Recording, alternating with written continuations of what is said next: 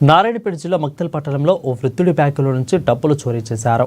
ఇక నారాయణపేట క్రాస్ రోడ్లోని ఓ హోటల్ దగ్గర వృద్ధుడి బ్యాంకులో ఉన్న 1,18,000 గుర్తు తెలియని దుండగులు ఎత్తుకెళ్లారు.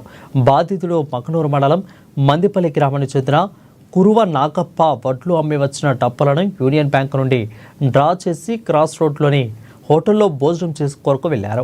చేతులు కడుక్కునేందుకు వెళ్లిన సమయంలో వృద్ధులు కళ్ళు గప్పి చాకచక్యంగా బ్యాగులు ఉంచిన డబ్బులు దొంగిలించారు. కాసేపటికి బ్యాగు చూసుకుంటే అందులో డబ్బులు లేకపోవడంతో వృద్ధుడు పోలీసులకు ఫిర్యాదు చేశాడు. అప్పుడు ఆంధ్ర బ్యాంక్ అంటుంది. ఆ బ్యాంకులో పైసలు తీసుకొని ఆ హోటల్ పోయితే నాటు తిందామని వచ్చి రొట్టెను తిందామని పోయినా సార్. పోతే నాకు ఏమో చీమలు కొడుకున్నట్ల ఏందన్నారని సార్. ఆడి పోయి కడుక్కుందామని ఇంక నల్లకాడ వంగేటకి నా సంచి కూడా తీసిపెట్టే దానిని ముడతా ఉన్నా.